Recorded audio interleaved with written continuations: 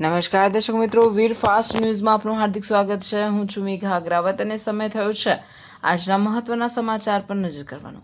મુન્દ્રા બારોઈ પાલિકા આઝાદ ચોક બકાલા માર્કેટ જે અદાણી દ્વારા બનાવવામાં આવી, ધારાસભ્ય દ્વારા રિબિન કાપીને ઉદ્ઘાટન કરવામાં આવ્યું.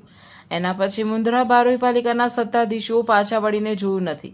ત્યાં બુટલેગરોનો અડ્ડો હોય તેમ દારૂનું વેચાણ અને પીવાનું ચાલુ હશે, જેના સંદર્ભે વખત મુન્દ્રાના જાગૃત નાગરિકો દ્વારા પ્રજામાંથી લેખિતમાં મુન્દ્રા પોલીસ વિભાગ અને મુન્દ્રા બારોઈ નગરપાલિકા ચીફ ઓફિસર અને સત્તાધીશોને વિડીયો મારફતે અને લેખિતમાં જણાવ્યું છે. છતાં પણ દારૂના બુટલેગરોને પીવાવાળા બેરોકટોક આ બકાલા માર્કેટનો ઉપયોગ કોઈની બીક ન હોય તેમ છેલ્લા 5 વર્ષથી આ જગ્યાએ ખોટા કામો થઈ રહ્યા છે.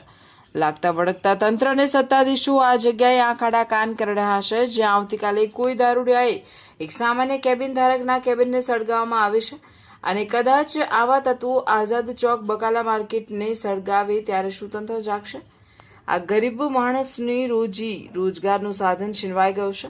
આવતા સમયમાં જો કાર્યવાહી નહીં થાય, આઝાદ ચોક બકાલા માર્કેટને પણ આવા લુખ્ખા તત્વો સળગાવી નાખે તેવી શક્યતા રહેલી છે. મુન્દ્રાના સત્તાધીશો અદાણીની આઝાદ ચોક માર્કેટ રિબિન કાપી અને હવે અદાણીના એરપોર્ટના ઉદ્ઘાટન સમયસર હાજર રહેશે. પ્રજા તમારાથી સવાલ કરી રહી છે, સત્તામાં કે સત્તામાં બેસાડ્યા છે.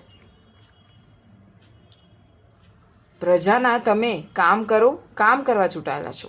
અદાણી હોય કે બીજી કોઈ કંપની હોય કે એરપોર્ટ હોય, એમના ઉદ્ઘાટનમાં વગર આમંત્રણ દોડી જવું, ઉદ્ઘાટનમાં હાજરી આપવી શું જરૂરી છે? પ્રજાને બધા તંત્ર, સિટી સર્વે હોય કે નગરપાલિકા હોય, શું ધર્મના ધક્કા ખાવા? તેમ સામાજિક કાર્યકર આક્રોશ સાથે સમસ્યા જણાવે છે.